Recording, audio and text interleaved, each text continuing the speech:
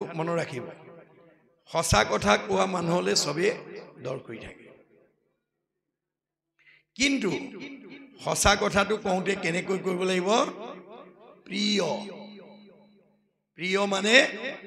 ভাল পোৱাকৈ সঁচা কথা কৈছে বুলি গৰ্ব অহংকাৰ কৰি ক'লে নহব শুনি ভাল পোৱাকৈ ক'ব লাগিব 3 নম্বৰ হিত আপুনি কোৱা কথাটোৰে যাক কয় তেওঁ উপকাৰ হ'ব লাগিব লৰাটোকে কক বা ছোৱালীজনীকে কক শহুৰকে কক বা শাহুৰকে কক ওচৰ চুবুৰীয়াকে কক বা বংশ পৰিয়ালকে কক আপোনাৰ কথাটোৱে আনৰ উপকাৰ কৰিব লাগিব আপোনাৰ কথাটোত যদি আনৰ উপকাৰ হয় কোৱাজনৰ কি হ'ব পৰোপকাৰায় পুণ্যম তেওঁৰ পুণ্য জমা হ'ব আৰু পুণ্য জমা হলে তেওঁ সুখ ভোগ কৰিবলৈ পাব উন্নতি হ'ব আনন্দত জীৱন নিৰ্বাহ এই কথাটো নাজানি আমাৰ কিছুমান মানুহে ওচৰৰ মানুহৰ ঘৰত চাহ তামোল খাবলৈ গৈ এনেকুৱা কথা লগাই থৈ আহে তেওঁ ওলাই অহাৰ পিছতে হয় সেইখন ঘৰৰ মানুহৰ স্বামী স্ত্ৰীৰ মাজত কাজিয়া লাগিছে নহয় শাহু বোৱাৰীৰ মাজত লাগিছে নহয় ককাই ভাইৰ মাজত লাগিছে নহয় সীমা ঘৰীয়াৰ মাজত লাগিছে এনেকুৱা লগনীয়া কথা কৈ থৈ আহিলে যে তেওঁ ওলাই অহাৰ পিছতে কাজিয়াৰ সৃষ্টি হৈছে আপুনি কৈ অহা কাৰণে যদি কাৰোবাৰ মাজত কাজিয়া লাগিবলগীয়া হয় মনোমালিন্য হ'বলগীয়া হয় তেতিয়াহ'লে কোৱাজনৰ কি হ'ব পাপায় পৰপীড়ন আপুনি কোৱা কথাৰ কাৰণে যদি পৰিয়ালৰ ককাই ভাই ওচৰ চুবুৰীয়া স্বামী স্ত্ৰী শাহু বোৱাৰীৰ মাজত যদি কাজিয়া লাগি লগাই থৈ আহিছে তেতিয়া সেই লগাই থৈ অহাজনৰ পাপ হ'ব আৰু তেওঁ আয়ুস কাটি দিব ভগৱানে কথা লগোৱা মানুহে 100 বছৰ ভোগ কৰিবলৈ নাপায় আৰু সুখেৰে জীৱন কটাব নোৱাৰে তেওঁ জীৱনলৈ দুখ দুৰ্গতি আহিব মনত ৰাখিব কথাটো সেইকাৰণে আমি কেতিয়াও লগনীয়া কথা ক'ব নালাগে কাৰোবাৰ তেনেকুৱা স্বভাৱ আছে যদি আজি ইয়াতে এৰি থৈ যাব আৰু দেই তেনেকুৱা কথা কৈ আপুনি কাজিয়া লগাব পাৰিব কিন্তু আপুনি আয়ুস কাটি দিব ভগৱানে আপুনি আপোনাৰ আয়ুস কমাই দিব আৰু আপোনাৰ জীৱনলৈ দুখ দুৰ্গতি নমাই আনিব পাপ হ'ব এই 3টা মনত ৰাখিব সত্য প্ৰিয় হিত 4 নম্বৰ ধীতি ধৈৰ্য গুণ লাগিব আমাক আইসকলৰ যদি যিখন ঘৰৰ আইসকল ধৈৰ্য গুণসম্পন্ন তেওঁৰ স্বামী কেতিয়াও বিপদত পৰিব নোৱাৰে যিখন ঘৰৰ আইগৰাকী ধৈৰ্যৱান তেওঁৰ স্বামী কেতিয়াও বিপদত পৰিব নোৱাৰে কিন্তু যিখন ঘৰৰ আইসকল ধৈৰ্যহীন কোনোবাই স্বামীক কিবা এটা ক'লে বুলিয়ে ভাৰ্যাই যদি কয় তেওঁ এনেকৈ ক'বলৈ কোন ধৰক মাৰক এই বুলি যদি লগাই দিয়ে ভাৰ্যাৰ কথা শুনি যদি তেওঁক মাৰধৰ কৰে তেতিয়াহ'লে পুলিচে তেওঁক লৈ নাযাবহি কেছ দিলে গতিকে আইগৰাকীৰ উচতনিৰ কাৰণে যদি স্বামী গৈ জেলত ভাত খাব লগা হয় তেতিয়া সেইগৰাকী আইৰ পৰা কি লাভ সেইকাৰণে আইসকল ধৈৰ্যৱান হ'ব লাগিব ক'ব লাগিব হ'ব দিয়ক কিবা এটা নাজানি ক'লে বুলি আপুনি খং নকৰিব ধৈৰ্য ধৰক ঈশ্বৰে কিবা কৰিব বিপদ হ'লে ধৈৰ্য ধৰিব লাগিব আমাৰ ধৈৰ্যৰ আদৰ্শটো হৰিচন্দ্ৰৰ ভাৰ্যা শৈবাৰ দৰে হ'ব লাগিব শৈবাই ধৈৰ্য গুণ কেনেকৈ দেখুৱাইছে যে হৰিচন্দ্ৰ ৰজাই ভাৰ্যাৰ লগত কোনো ধৰণৰ আলোচনা নকৰাকৈ সত্যত বন্দী হৈ ৰাজ্যধন চব বিশ্বামিত্ৰক দি দিলে অৱশেষত দক্ষিণা দিবলৈ পইচা নাই তেওঁ ঋষিয়ে ক'লে ঋষিৰ ওচৰত সময় ল'লে ঋষিবৰ মোক এমাহ সময় দিয়া মই এমাহৰ পিছত তোমাৰ দক্ষিণাটো যোগাৰ কৰি দিম বিশ্বামিত্ৰে ক'লে হ'ব 1 মাহ সময় দিছোঁ এমাহ সময় লৈ তেওঁ ভাৰ্যাক লগত লৈ উপবনত গৈ পলাই আছে বিশ্বামিত্ৰই এমাহৰ আগে আগে হৰিচন্দ্ৰক বিচাৰি গৈ উপবনত লগ পালে পাই পেলাই হৰিচন্দ্ৰ ৰজাক উদ্দেশ্যি কৈছে হেৰা ৰাজা হৰিচন্দ্ৰ মূৰ দক্ষিণাত যদি হেলা কৰ তই সবংশকে সাপি ভস্ম কৰিব সময় তোমাৰ গোটেই বংশ মই সাপ দি ভস্ম কৰি দিম ঋষিৰ বচন শুনি হৰিচন্দ্ৰ ৰায় কপিবে লাগিলে মুখে মাত বোল নাই বিশ্বামিত্ৰই যদি সাপ দি মোক গোটেই বংশ ধ্বংস কৰি দিয়ে মোৰ ৰজা উপাধি লোৱাৰ পৰা কি লাভ হ'ব তেওঁ ভয়ত পেপুৱা লাগিছে মুখৰ মাত হৰি গৈছে মনৰ কথা ক'বলৈ ভাৰ্যাৰ বাদে আৰু দ্বিতীয় ব্যক্তি নাই ভাৰ্যাক চাহিয়া ৰাজা বুলিলা বচন শুনা প্ৰাণে চৰি মূৰ বাক্যে দিও মন হেৰা ভাৰ্যা তুমি মোৰ কথালৈ অকমান মনোযোগ দিয়া কেনমতে ঋষিৰ মই খুজি বহু ধাৰ কেনমতে বংশক মই কৰিব ধাৰ মই এতিয়া ঋষিৰ ধাৰটো কেনেকৈ পৰিশোধ কৰোঁ আৰু মোৰ বংশটো কেনেকৈ ৰক্ষা কৰোঁ মই ধাৰটো পৰিশোধ কৰিব নোৱাৰিলে মোৰ বংশটোক এতিয়া ঋষিয়ে সাপ দি ধ্বংস কৰিব এতিয়া সেই কথা কোৱাৰ লগে লগে স্বামীৰ হতাশ দেখি স্বামীক প্ৰেৰণা দিবৰ কাৰণে সাহস দিবৰ কাৰণে ভাৰ্যাই কেনেকৈ উত্তৰ দিলে স্বামীৰ বচন শুনি শৈবা প্ৰাণে চৰি স্বামীক বুলিলা অল্প হাস্য কৰি হাঁহি মাৰি উত্তৰ দিছে যিটো সময়ত স্বামী হতাশ হৈছে মুখৰ মাত হেৰাই গৈছে স্বামীক প্ৰেৰণা দিবৰ কাৰণে সাহস দিবৰ কাৰণে হাঁহি মাৰি উত্তৰ দিছে আৰু কি বুলি কৈছে নাহি নাহি আন ধৰ্ম জানা সত্য বিনা জানি আন নিচিন্তিও দিও ক দক্ষিণা ভয় নকৰিবা মহাৰাজ সত্যতকৈ ধৰ্ম নাই দক্ষিণা দি দিয়া হৰিচন্দ্ৰই ক'লে মই ক'ৰ পৰা দিম মোৰ হাতত পইচাও নাই তেতিয়া শৈবাই কি বুলি ক'লে আমাকো বিকিয়া ৰাজা ঋষিৰ খোজা ধাৰ আতপৰে আন উপায় নেদেখো আৰু মোক বিক্ৰী কৰি হ'লেও তুমি ঋষিৰ ধাৰটো খোজা এই যিটো প্ৰেৰণা এই যিটো সাহস এতিয়া আমাৰ যদি এই তথ্য নজনা আই এগৰাকীক শৈবাৰ গুণ কথা নজনা আই এগৰাকীৰ ওচৰত যদি আমাৰ কোনোবা স্বামীয়ে ভাৰ্যাৰ লগত আলোচনা নকৰাকৈ তেনেকুৱা যদি বিপদত পৰি আহি পেলাই কয়হি হেৰা মোৰ এনেকুৱা হ'ল নহয় কি কৰা হ'ব আমাৰ গৰাকীক কি বুলি ক'ব বাৰু ভাল হৈছিলে মোক নোকোৱাকৈ কৰিছিলে আপোনাৰ আৰু হওক বুলি ক'ব তাৰমানে প্ৰেৰণা দিয়ক চাৰি জ্বলা জুইত ঘিউ ঢালি দিওঁ এতিয়া আমাৰ বেদৰ দৰ্শন আমাৰ পাৰিবাৰিক জীৱন দাম্পত্য জীৱন যুগ্ম জীৱন সাংসাৰিক জীৱনত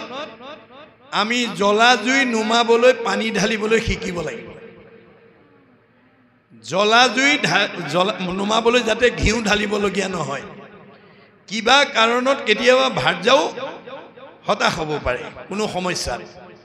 তেতিয়া স্বামীয়ে ক'ব পাৰিব লাগিব তুমি ইমান কিয় অধৈৰ্য হৈছা আন্ধাৰে পোহৰে দিনটো সুখে দুখে জীৱনটো গতিকে ধৈৰ্য ধৰা ঈশ্বৰে কৃপা কৰিব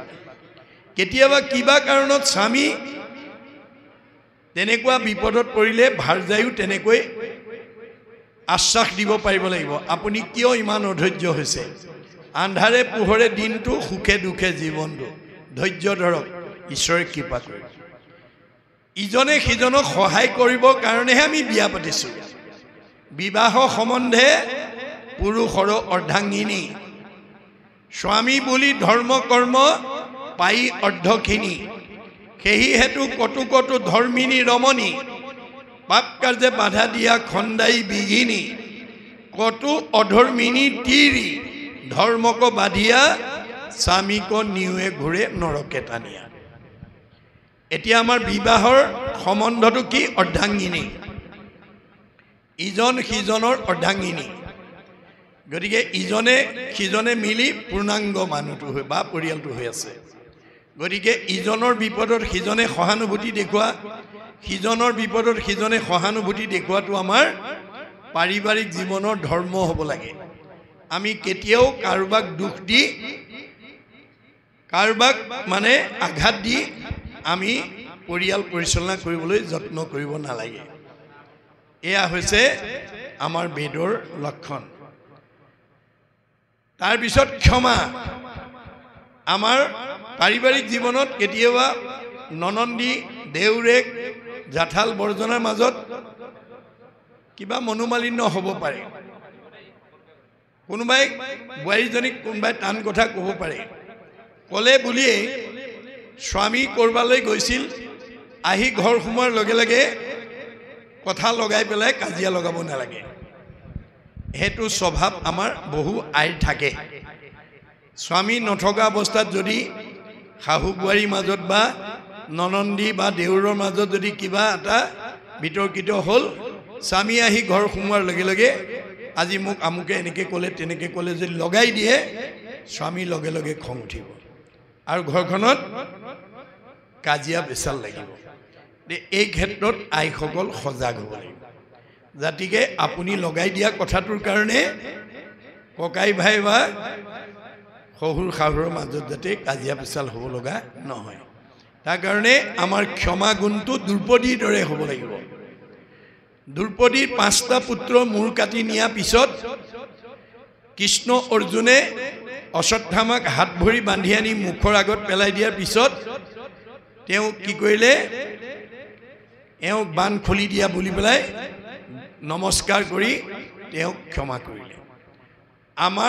আমাৰবিলাক আইৰ দৰে যদি এই দ্ৰৌপদীৰ সতীত্ব গুণৰ কথা নজনা আই এগৰাকীক যদি তেনেকৈ আনি দিলেহেঁতেন টুকুৰা টুকুৰ কৰিলেহেঁতেন খুদাই নেৰিলেহেঁতেন 5টা পুত্ৰৰ মূৰ কাটি নিয়া শত্ৰুজনক আনি যদি মুখৰ আগত পালে খুদাই এৰিব নেকি কিন্তু দ্ৰৌপদীয়ে ক্ষমা কৰিছে এই গুণটো আমাৰ গাত লাগিব মুতচিত্ত দিয়া যিটো জনমহাশয় হানি অপমান দুখ শোকক সহায় তাকেহে বুলিও ক্ষমা জানিবা উদ্ধৱ ক্ষমাৱন্ত পুৰুষৰ নাই পৰাভৱ যে আমি যদি কাৰোবাৰ দুখ গুণ যদি ক্ষমা কৰিব পাৰোঁ আমি কেতিয়াও পৰাজয় হ'ব লগা নহয় তাৰপিছত আছিলে মেধা আমি কামবিলাক বৰ তৎপৰতাৰে মনবিলাক তৎপৰ হ'ব লাগে চোকা হ'ব লাগে আমি কৰ্মবিলাকত অৱহেলা কৰিব নালাগে এই গুণটো আইসকলৰ থাকিব লাগে আৰু স্মৃতি মনত থকা ঘৰখনত কি আছে কি নাই কোনটো বস্তু ক'ত আছে আইসকলে মনত ৰাখি ক'ব পাৰিব লাগে কিন্তু আমাৰ বহুত পৰিয়ালত কিছুমান আয়ে আবেলি স্বামী অহাৰ লগে লগে ভিতৰৰ পৰা মোনাটো আনি একেটা বস্তু বজাৰ কৰি আনকগে বুলি মোনাটো দি পঠিয়ায় স্বামীয়ে কোৱা মতে বস্তুকেইটা আনি ঘৰ সোমোৱাৰ লগে লগে কয় আৰু 2টা বস্তু আনিবলৈ ক'বলৈ পাহৰিলোঁ নহয় চাহপাত নাছিলে হালধি নাছিলে বা মানচাদা নাছিলে পাণ নাছিলে ইত্যাদি তেতিয়া স্বামীয়ে কি কয় তুমি একেবাৰে নকলা কিয় এতিয়া মই আকৌ গধূলিখন বজাৰ কৰিবলৈ যাম নেকি বিতৰ্কৰ সৃষ্টি হয় সেইকাৰণে মনত ৰাখি আমি যাতে ঘৰখনৰ অভাৱ অভিযোগবিলাকৰ কথা যথা সময়ত আমি যাতে ক'ব পৰা গুণটো আমাক লাগিব এই 7টা গুণ যিসকল আই থাকিব সেইখন ঘৰত কেতিয়াও বিমংগল হ'ব নোৱাৰে বিশৃংখল হ'ব নোৱাৰে দিনক দিনে উন্নতিৰ পথত আগবাঢ়ি যাব এই তথ্য আমাক দিছে আৰু কালি মিত্ৰবৃন্দায়ো দ্ৰৌপদীক এই কথাটোকে কৈছে যে মই বহু কালৰ পৰাই ভগৱন্তক স্বামী ৰূপে পোৱাৰ কথা ভাবি আছিলোঁ কাৰণে সেই পুণ্যৰ বলত মই আজি তেওঁক স্বামী ৰূপে পাইছোঁ গতিকে আপোনালোকে ভাল কাম এটা কৰিবৰ কাৰণে ভাল ফল এটা পাবৰ কাৰণে সদায় ভগৱানত অৰ্পণ কৰি কামবিলাক কৰিব আমাৰ ৰাতিপুৱা শুই উঠাৰ পৰা গধূলা খোৱালৈকে আমি যিবিলাক কাম কৰোঁ এই কামবিলাকৰ লগত আমাৰ কি থাকে এটা কামনা বা বাসনা থাকে আমাৰ কামনা বাসনা নোহোৱা কাম কোনো মানুহে নকৰে কৰবালৈ যাত্ৰা কৰি ওলাওঁতে আমাৰ যাত্ৰাৰ এটা লক্ষ্য বা উদ্দেশ্য থাকে এটা লক্ষ্য বা উদ্দেশ্য নথকা কোনো যাত্ৰা কোনো মানুহে নকৰে এতিয়া আমাৰ প্ৰশ্ন হ'ল যে আপোনাৰ যাত্ৰাৰ লক্ষ্যৰ উদ্দেশ্য, আপুনি কৰা কামটোৰ কামনা বা বাসনা আমাক কোনে পূৰণ কৰিব? ভগৱানে কৈছে মই কৰিম, মই পূৰ্ণ কাম, তোমালোক অকাম, মই স্বতন্ত্ৰ, তোমালোক পৰতন্ত্ৰ। তোমালোকে বহুত দিনৰ পৰা ক'ৰবালৈ যাম বুলি ভাবি থাকিলেও নিৰ্দিষ্ট দিনা যাব নোৱাৰিবও পাৰা যদি মই যাব নিদিওঁ। খাম বুলি বাঢ়ি লোৱা ভাত কাঁহীও খাবলৈ নাপাব পাৰা যদি মই খাব নিদিওঁ। শুম বুলি পাৰি লোৱা বিচনাখনতো শুবলৈ নাপাব পাৰা যদি মই শুব নিদিওঁ। মই স্বতন্ত্ৰ, তোমালোক পৰতন্ত্ৰ, মই পূৰ্ণ কাম, তোমালোক অকাম। এই কথা জানি সকলো কৰ্ম মোত অৰ্পণ কৰিবলৈ শিকিব আৰু যাত্ৰা কালত মোৰ নাম লৈ যাত্ৰা কৰিব। তেতিয়া তোমালোকৰ সকলো কামনা পূৰ্ণ হ'ব। যত ধৰ্ম কৰ্ম কৰা কৃষ্ণত অৰ্পণ, তেবে অপ্ৰয়াসে সিজি বেক প্ৰয়োজন। তেতিয়াহে আমাৰ প্ৰয়োজনবিলাক ভগৱানে পূৰণ কৰি দিব। এই কথা নাজানি আমাৰ সমাজত বহুতে নিজে সুখী হ'ব বিচাৰে, নিজৰ কৰ্মফলটো নিজেই কৰিব বিচাৰে, যাৰ কাৰণে সুখ বিচাৰি পায় দুখৰ উপৰি দুখ। আমাৰ বহুত মানুহে নিজৰ সুখৰ কাৰণে আনক দুখ দিবলৈ, আঘাত দিবলৈ, অন্যায় কৰিবলৈ, ঠগিবলৈ, সীমা ঠেলিবলৈ ভয় নকৰে। কিছুমান মানুহে কাৰোবাৰ সীমাটো ঠেলি নিজৰ ফালে এহাত বা এবেগেট মাটি সুমুৱাই লৈ ধনী হোৱাৰ প্ৰয়াস কৰে। এইটো স্বভাৱ আছে যদি এৰিব। ভগৱানে কৈছে কাক দুখ দিছা, কাক আঘাত দিছা, কাক অন্যায় কৰিছা, কাক ঠগিছা, কাৰ সীমা ঠেলিছা, চবতে ময়ে আছো।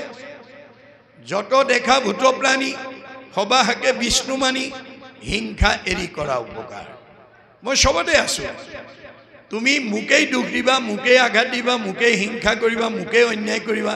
মোকেই ঠগিবা, মোৰে সীমা ঠেলিবা আৰু মই তোমাক ভালকৈ ৰাখিব লাগে। এইটো নহ'ব। ভাগৱত শুনি এই বেয়া স্বভাৱবিলাক এৰিবা। যেতিয়ালৈকে বেয়া এৰিব নোৱাৰিব তেতিয়ালৈকে আপুনি ভাল হ'ব নোৱাৰিব। সেইকাৰণে দাৰ্শনিক পণ্ডিতে কৈছে good is good and bed is bed, do good ever ever, do bed never never. বেয়াটো কেতিয়াও নকৰিব, তাক ত্যাগ কৰিব। ভালটো সদায় ভাল, তাক আঁকোৱালি ল'ব। কপিলে মাকক কৈছে জীৱৰ দুৰ্ভেদ্য পা সংগক কহয়, কিন্তু দুৰ্জনৰ সং তেজিবে লাগয়। মা, তুমি জীৱনত যদি ভাল মানুহ হ'ব খুজিছা, বেয়া মানুহৰ সংগ ত্যাগ কৰিবা। সেই সংগ নিতে যদি কৰয় সাধুত, মুখ্য দুৱাৰ তেবে হৈ মুকুত।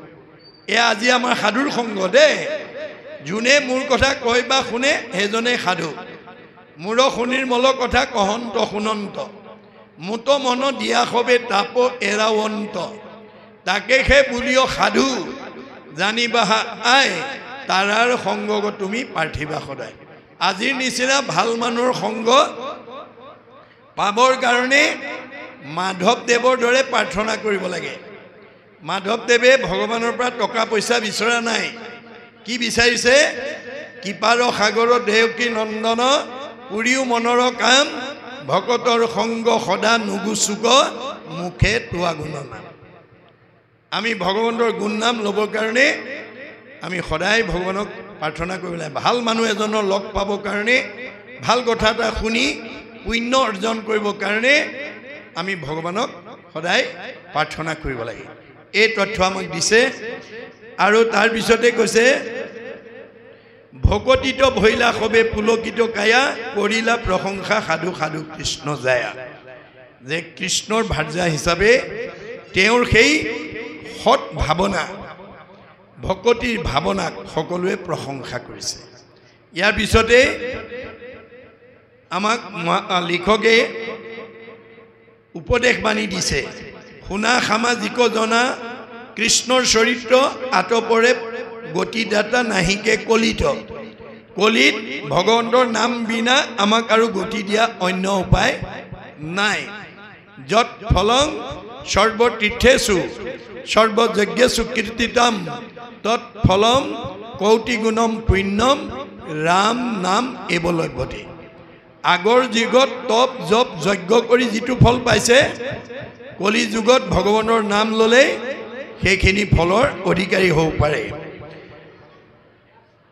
মনুষ্য জন্মৰ আয়ু বিঠা যায় জানি সদায়ে চিত্তত চিন্তি উপছত্ৰবাণী আমাৰ সূৰ্য উদয় আৰু অস্ত যোৱাৰ লগে লগে আমি এদিন এদিন মৃত্যুৰ ফালে গৈ আছো এই কথা জানি আমি সদায় যাতে ভগৱন্তৰ নাম লব পাৰো তাৰ প্ৰতি গুৰুত্ব দিব লাগিব নমো নমো কৃষ্ণ মধুসূদন দৈত্যাৰী হে দামোদৰ দিন দুখত ভয়হাৰী ভগৱানক নমস্কাৰ জনাই কৈছে তুমি ভকতৰ দুখ হৰণ কৰিব পৰা শক্তি তোমাৰ আছে সংসাৰৰ তিনিটাপে বাপ মাৰে পুলি কৰা নাথ নিস্তাৰ ভিতৰো ভিত্ত বুলি আমাৰ তিনিটা তাপত আমি প্ৰত্যেকে তাপগ্ৰস্ত আদি ভৌতিক আদি দৈবিক আধ্যাত্মিক এই তিনিটা তাপে আমাক তাপগ্ৰস্ত কৰি ৰাখে ভগৱানৰ নাম ললে এই তিনিটা তাপে আমাক স্পৰ্শ কৰিব নোৱাৰে জৰা ৰোগে পিৰি আহে আয়ু ভৈল ক্ষীণ অদ্যাপিও পাতকি নভৈল মোহহীন আমাক ভগৱানে 100 বছৰ যদিও দিছে আধা টোপনিতে যায় বুলি কৈছে মনুষ্যৰ আয়ুষত বৰিষ সংখ্যাত অৰ্ধেক বিফলে যায় জানিবা নিদ্ৰা টোপনিতে আধা বয়স গুচি যায় বিংশতি বৰিষ আৰু নেই উমলন্তে 20 বছৰ খেলা ধূলা কৰোঁতে যায় নেয়দশ বৰিষ ধনক উপাৰ্জনতে 10 বছৰ ধনৰ চিন্তা কৰোঁতে যায় বৃদ্ধকালে যাই শেষ বৰিষ বিংশতি একো কাৰ্য সাধিবাক নাহিকে শকতি শৰীৰকো পীৰে ব্যাধি চক্ষুৱে নাকলে আশা পাশে বান্ধিয়া গৃহত থাকে গলে 20 বছৰ বুঢ়া বয়সত যাব চকুৰে নেদেখা হ'ব কাণেৰে নুশুনা হ'ব